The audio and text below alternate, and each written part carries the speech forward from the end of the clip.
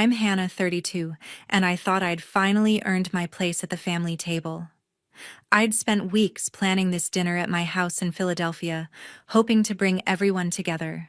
I'd cooked a roast, poured my heart into it, even bought a fancy dessert to share. But the moment we sat down, my dad leaned back in his chair, his voice dripping with sarcasm. "Still living off us, huh?" he said loud enough for everyone to hear. The room went quiet for a split second, then my mom laughed, a sharp, cutting sound that hit me like a slap. My sister and her husband smirked, their eyes flicking to each other like they were in on some private joke. Even my little niece sitting at the end of the table looked confused, her fork frozen midair. My roast sat untouched, the dessert ignored.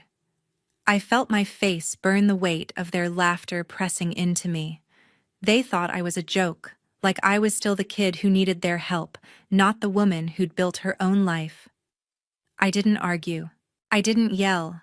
I just pushed my chair back, the scrape against the floor louder than their chuckles.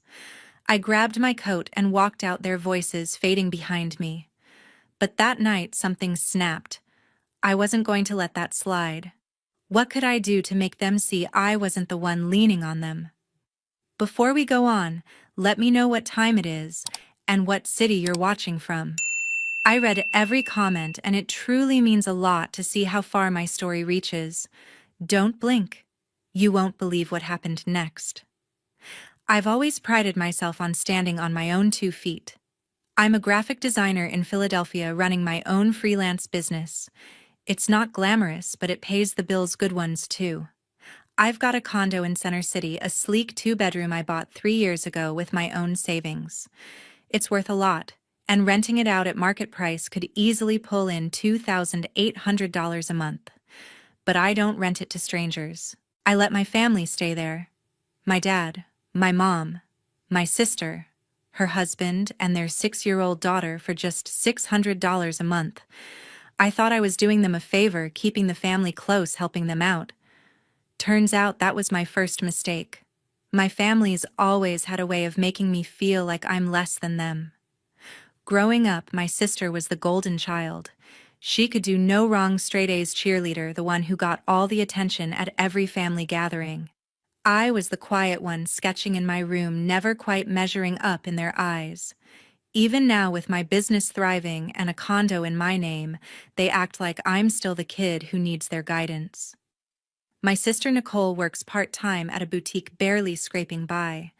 Her husband Brandon drives for a delivery service, always complaining about his hours. They live in my condo with my parents, who retired early and don't have much saved. I figured letting them stay for $600 a month was my way of giving back, especially for my niece Chloe, who I'd do anything for. That condo's prime real estate, but I never pushed them to pay more, even when my accountant warned me I was losing money. Last month, I went all out for a family gift. I designed custom prints for everyone, framed artwork personalized with their names and favorite colors. I spent hours on them, thinking it'd be a nice gesture, something to show I care. I dropped them off at the condo, excited to see their reactions. My mom glanced at hers, muttered a quick "thanks," and set it aside. My dad didn't even open his. Nicole said she'd hang hers in Chloe's room, but I later saw it stuffed in a closet, still wrapped. Brandon just nodded like it was no big deal. Chloe was the only one who seemed thrilled, hugging me and saying she'd put hers above her bed. That moment with her was the only thing that kept me from losing it right there. But it wasn't just the gift. It's the way they treat me, like I owe them something. Nicole's always dropping hints about how tough things are, how they need a break. My dad chimes in saying I should be grateful for all they've done for me, like paying for my art classes back in high school. My mom stays quiet most of the time, but when she does speak, it's to praise Nicole, her job, her parenting, her everything. Meanwhile, I'm busting my tail, working late nights to keep my clients happy, and they act like I'm just coasting through life. I started wondering if they even saw me as an equal, or if I was just the family ATM. It's not like I haven't tried to talk to them. A few weeks ago, I brought up the condo over coffee with Nicole. I mentioned the market rate just to gauge her reaction, maybe nudge her to appreciate what I was doing. She laughed it off, said I was lucky to have family willing to stay in my fancy place. Brandon overheard and made a snide comment about how I'd never survive without their support. Support, I'm the one footing the bill for their life in Center City. I let it slide, told myself it wasn't worth the fight. But deep down, I knew something was off. They weren't grateful, they were entitled. I started paying closer attention. Little things added up. Nicole would post about her perfect life online, showing off the condo like it was hers. She'd tag designer brands, acting like she could afford them when I knew she was barely paying her share of the rent. My dad would call to ask for a little extra for repairs, but I'd find out later the condo was fine, they just wanted cash. My mom never backed me up, always siding with Nicole like I was the one asking for too much. It was like they thought I owed them that condo, that I was supposed to keep handing over my hard-earned money because we're family. I confided in my boyfriend Tyler about it one night. He's 33, a marketing consultant who's always had my back. We've been together 2 years and he's seen how my family treats me. He didn't sugarcoat it. Hannah, he said, they're taking advantage of you. You're not their landlord, you're their bank. His words hit hard. I'd been telling myself I was helping out, keeping the peace, but Tyler was right. I was letting them walk all over me. That realization burned, but it also lit a fire. I wasn't sure what I'd do yet, but I knew I couldn't keep playing their game. Every time I drove by that condo, I'd feel this knot in my stomach. It wasn't just about the money, it was about respect. I'd worked for everything I had, and they acted like it was theirs to take. I started thinking about what it'd be like to take it all back, to show them I wasn't the pushover they thought. A few days after I started questioning my family's entitlement, I got a call from Tara, a mutual friend who works with Nicole at the boutique. We weren't close, but she'd always been friendly enough. "Hannah, you need to hear this," she said, her voice tense. She'd accidentally seen a group chat on Nicole's phone when they were closing up the shop. Nicole had sent a message to a few friends bragging about how she was playing me. "Hannah's such a pushover," the message read.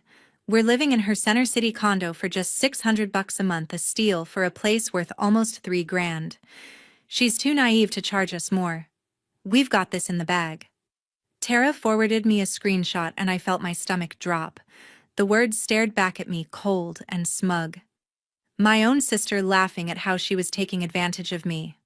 Tara apologized, saying she didn't mean to stir drama, but she thought I deserved to know. I thanked her, my voice steady, but inside, I was reeling. Naive, a pushover. I'd been giving them a deal that saved them thousands every year, thinking I was helping family. Nicole's message wasn't just a betrayal, it was a slap in the face. She didn't see me as her sister. She saw me as a mark. I sat on my couch staring at the screenshot, my anger building with every reread. My dad's lectures about gratitude, my mom's silence, Brandon's snide comments, they all clicked into place. They weren't struggling family members, they were users, and I'd been blind to it. I pulled up my condo's financials that night. Market rent in Center City was $2,800 a month, over 4 times what they were paying. I'd been covering taxes, maintenance, even some utilities, all because I thought it was the right thing to do. But Nicole's words, "We've got this in the bag," changed everything. I wasn't their safety net, I was their cash cow. I decided right then, no more. They'd pay what the condo was worth, or they'd find somewhere else. I wasn't going to let them play me anymore. The next evening, I called them to the condo for a meeting. Nicole, Brandon. My dad and my mom sat on the couch looking annoyed, like I was wasting their time. Chloe was at a friend's house, which was probably for the best. I didn't beat around the bush. "The rent's going up," I said, my voice firm. "Starting next month, it's $2,800. That's what the market demands. Pay it or you're out in 30 days. Nicole's eyes widened, her mouth opening like she couldn't believe it. Brandon leaned forward, his voice sharp. "You're serious? We're family, Hannah."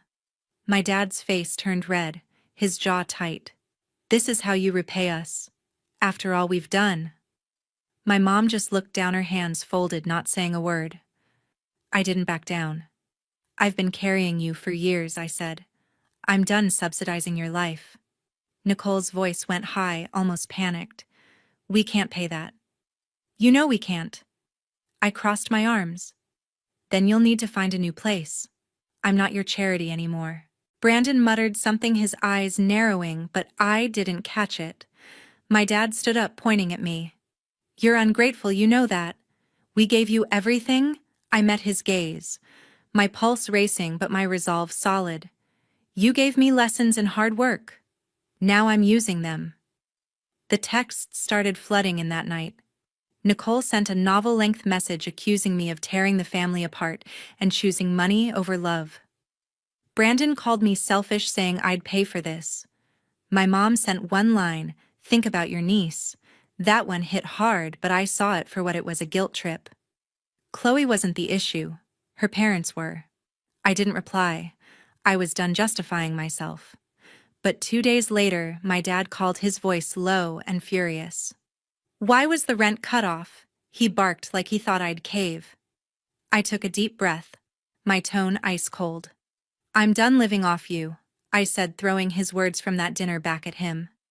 Pay the new rate or start packing. He didn't see that coming. There was a long silence. Then he exploded. You can't do this. We're your family. You owe us.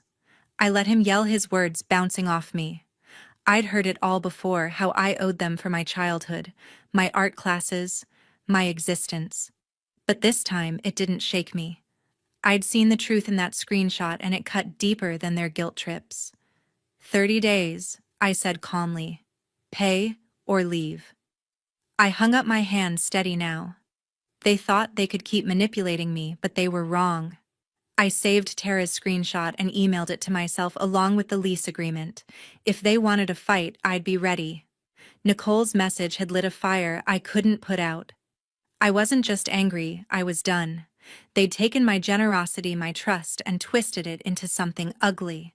I knew they'd push back, maybe even harder than before, but I wasn't the pushover they thought. I spent the next morning reviewing my financials again, making sure every detail was in place. If they didn't pay, I'd move forward with the eviction process. The line was drawn, and I was holding it firm. The dust hadn't even settled from my showdown with my dad when things took a nastier turn.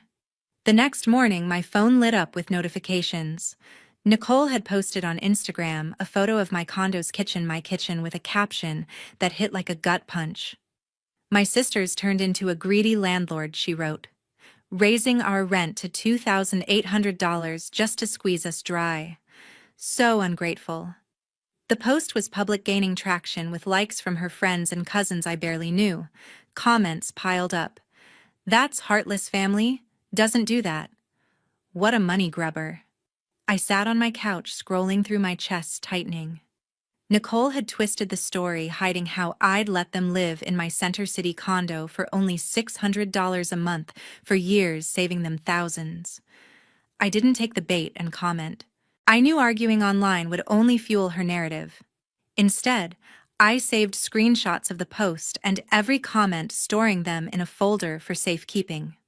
That evening, my phone buzzed with a text from a blocked number. Push this further and your condo won't stay so perfect, it said. My pulse spiked. The message didn't name the sender, but I immediately thought of Brandon. His temper had always been short, and the way he'd sneered during our last meeting screamed bad news. I stared at the text, my anger mixing with unease. This wasn't just a tantrum, they were trying to bully me. I called my boyfriend Tyler, who was wrapping up a meeting downtown. I read him the text, my voice steady despite the knot in my stomach. They're lashing out because you stood up to them, he said, his tone calm but serious. Don't let them rattle you, Hannah. You're doing what's fair. We talked for a while, and he urged me to keep records of everything, the post, the text, even our lease agreement. They're playing dirty, he said. You need to stay one step ahead. Tyler's support was my anchor. He'd seen my family's guilt trips firsthand, how they'd make me feel like I owed them everything.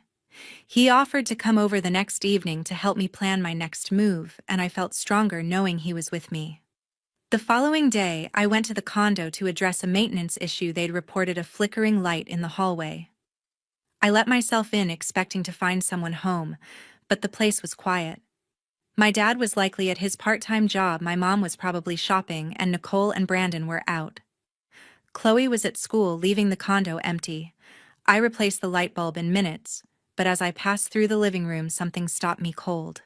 My cream-colored sofa had a bold, jagged scribble across one arm drawn in black permanent marker. My heart sank. This wasn't a mistake. Someone had done this on purpose, a cheap shot to hit back at me. My mind went to Brandon, picturing him fuming, marker in hand. Nicole might have been behind the post, but this felt like his kind of petty revenge. I snapped photos of the damage, my hands shaking with fury. That sofa was part of the condo's furnishings worth $700. I sent the pictures to Tyler, who texted back, "That's low. You've got to act on this." I called a cleaning service right away, getting a quote of $200 to try removing the ink, with no promise it'd work. Standing there staring at the ruined sofa, I felt a fire ignite. They thought they could trash my property and scare me into backing off. They had no idea who they were dealing with. I wasn't just fighting for my condo. I was fighting for the years I'd let them walk over me. That afternoon, I met with my lawyer, the same one who'd helped me buy the condo. I laid out everything: Nicole's Instagram post, the threatening text, and the photos of the sofa. "This is deliberate," he said, reviewing the evidence. "The text could be seen as a threat, and the damage is clear. Bad faith. You've got a solid case for eviction if they don't pay the new rent." He cautioned that family disputes could get messy, but I was resolute. "They crossed a line," I said. "I'm not letting this slide." He started drafting a formal eviction notice to be sent if they miss the $2,800 payment. It felt like loading a weapon I hoped I wouldn't have to fire. When I got home, my phone was still buzzing. My mom had left a voicemail I didn't play. A cousin texted urging me to fix things with Nicole, as if I was the problem. I ignored them. They'd bought her story without asking for mine. That night, Tyler came over and we went through the evidence together. He looked at the sofa photos, shaking his head. "They're desperate," he said. "But you're holding your ground." His belief in me was everything. I wasn't just defending my property, I was reclaiming my dignity. The next morning, I returned to the condo to check for other damage. I walked through each room, my eyes scanning for anything out of place. In Chloe's room, I found a small crayon drawing on her desk, a stick figure family under a rainbow. It tugged at my heart, reminding me she was caught in this mess. I folded it carefully and slipped it into my bag. Then, I locked the condo and called my lawyer to finalize the eviction notice. They had 30 days to pay or get out, and I was ready to follow through. The deadline came faster than I expected. On day 29, I got a curt email from Nicole saying they couldn't afford the new rent and were moving out. No apology, no acknowledgement of the years I'd subsidized them, just a cold confirmation they'd be gone by the end of the week. I felt a mix of relief and dread. Relief that I was finally taking control, dread for what they might leave behind. I drove to the condo on the morning they were supposed to move out. Tyler offered to come, but I told him I needed to handle this alone. The building's doorman buzzed me in his face, neutral but his eyes curious. When I unlocked the door, the condo was silent, the air heavy with the absence of my family. My dad, my mom, Nicole, Brandon, and Chloe were gone. The furniture I'd provided was still there, but the place felt stripped, like they'd taken more than just their belongings. I walked through the living room, bracing myself for what I might find. The sofa, still marked with that ugly black scribble, sat as a reminder of their spite. But it was in the hallway that I stopped dead. The full-length mirror I'd installed near the front door was shattered, a spiderweb of cracks radiating from the center. A single word was scratched into the glass: greedy. My breath caught. This wasn't an accident, it was a final jab, probably from Brandon, though I couldn't prove it. I stood there staring at the broken mirror, my anger flaring but quickly giving way to resolve. They thought this would break me, make me feel guilty. It didn't. It only proved I'd made the right call. I took photos of the damage, adding them to the folder with Nicole's post, the threatening text, and the sofa pictures. My lawyer had warned me they might try something like this, and he'd been right. I called him from the condo, my voice calm but firm. "They're out," I said. But they left a mess. "What's next?" He told me to document everything and file a claim for damages if I wanted to pursue it. I wasn't sure yet, but I knew I wasn't letting this slide. Cleaning up their mess took the rest of the day. I swept up the glass from the mirror, careful not to cut myself, and scheduled a repair service to replace it. The quote was $300, another expense they'd forced on me. The sofa was beyond saving, so I arranged for a hauler to pick it up. As I worked, I found small traces of Chloe, a forgotten hair tie, a glittery sticker on the fridge. Each one stung, but I reminded myself she wasn't the problem. My niece was just a kid caught in her parents' chaos. I kept her crayon drawing from the desk, tucking it into my bag with a pang of guilt. I wanted to reach out to her, but not now, not while Nicole and Brandon were still twisting the narrative. By the next morning, I was ready to move forward. I contacted a real estate agent I'd worked with when I bought the condo. I told her I wanted to rent it out at market rate, $2,800 a month. She didn't hesitate. "That's a fair price for Center City," she said. "We'll have tenants lined up in no time." She was right. Within 2 days, she'd posted a listing online and inquiries started pouring in. I spent the weekend reviewing applications, determined to find someone who'd respect the place. One couple stood out, a young doctor and her husband, both professionals with solid references. They loved the condo's location and were happy to pay the full rent. I met them for a walkthrough, and their excitement was a stark contrast to my family's entitlement. It felt like a fresh start. The paperwork took a few days, but by the end of the week, I'd signed a lease with the new tenants. They'd move in the following month, paying $2,800 on the first of every month. Standing in my apartment, I looked at the empty condo, now cleaned and prepped for its new occupants. The broken mirror was gone, replaced with a new one that gleamed under the hallway light. The sofa was hauled away, and I'd ordered a replacement, though I'd let the tenants choose their own if they wanted. For the first time in years, the condo felt like it was mine again, not a burden I was carrying for my family. I called Tyler that night to tell him the news. "You did it," he said, his voice warm with pride. "You took back what's yours."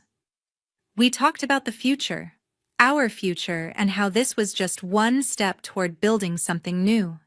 He'd been my rock through all of this, and I knew he'd be there for what came next. I hung up feeling lighter than I had in months. The weight of my family's expectations was gone, replaced by a quiet confidence. Before I left the condo, I walked through one last time, checking every corner. In the kitchen, I found a small note tucked under a magnet on the fridge.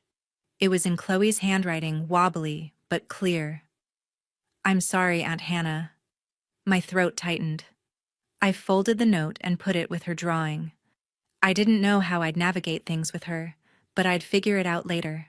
For now, I locked the door behind me and headed to my lawyer's office to drop off the damage photos.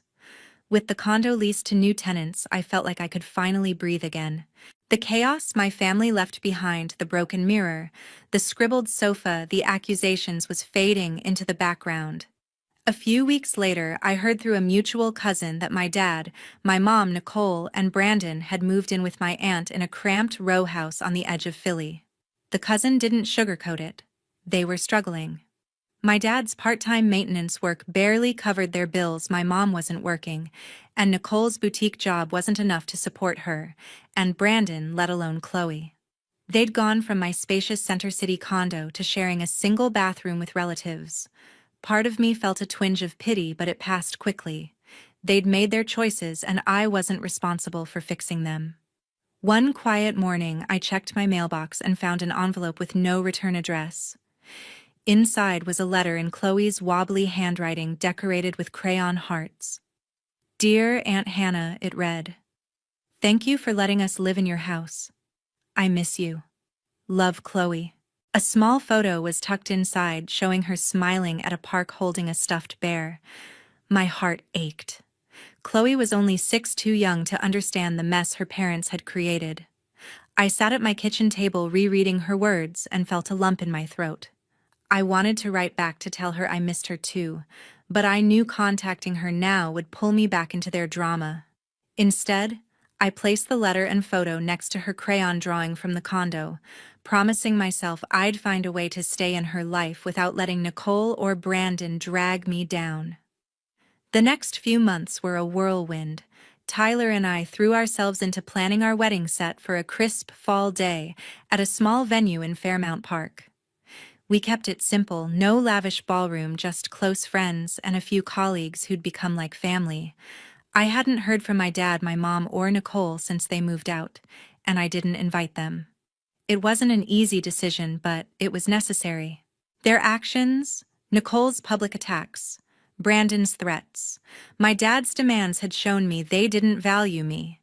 Tyler supported me completely, never pushing me to reconcile. "You're building your own life now," he said one night as we finalized the guest list. They had their chance. His words settled something in me, a quiet certainty that I was doing the right thing. The wedding day arrived with a clear sky and a cool breeze. I walked down the aisle in a simple white dress, my hand in Tyler's, my heart steady. My best friend Sarah stood as my maid of honor, beaming as she adjusted my veil. The ceremony was short, but heartfelt, with vows we'd written ourselves. "Hannah, you're my home," Tyler said, his voice cracking just enough to make me tear up. I promised to stand by him, to build a life rooted in trust and respect. As we exchanged rings, I felt a weight lift, not just from the past year but from years of carrying my family's expectations. The reception was a blur of laughter, music, and dancing under string lights. Sarah gave a toast, joking about my knack for sketching through stress, and our friends cheered. For the first time in a long time, I felt surrounded by people who saw me for me. After the wedding, Tyler and I took a weekend honeymoon in the Poconos, just the two of us in a quiet cabin. We talked about everything, our plans, our dreams, the life we wanted. I told him about Chloe's letter, and he suggested we could reach out to her when things settled, maybe through her school, to avoid her parents. It was a small spark of hope, a way to keep her in my life without reopening old wounds. Back in Philly, I checked on the condo. The new tenants, the doctor and her husband, were settling in, paying $2,800 each month without complaint. They'd even sent me a thank you note for the new mirror, saying it brightened the hallway. It was a small thing, but it felt like proof I'd made the right choice. Cutting off my family wasn't something I'd planned, but it was what I needed. My dad's lectures, my mom's silence, Nicole's entitlement, Brandon's vindictiveness, they'd pushed me to a breaking point. Letting them go wasn't about anger, it was about choosing myself. I'd spent years trying to please them, thinking that's what family did. But family isn't about taking advantage or tearing each other down. It's about respect, about showing up for each other. Tyler, Sarah, even Chloe, in her own way, they were my family, now the ones who valued me. I framed Chloe's letter and hung it in my office, a reminder of what mattered. As I sat at my desk, sketching a new design for a client, I glanced at it and smiled. Life wasn't perfect, but it was mine. I'd drawn a line, and I wasn't crossing it again. That night, Tyler and I cooked dinner together, laughing over a burnt attempt at lasagna. It was messy, imperfect,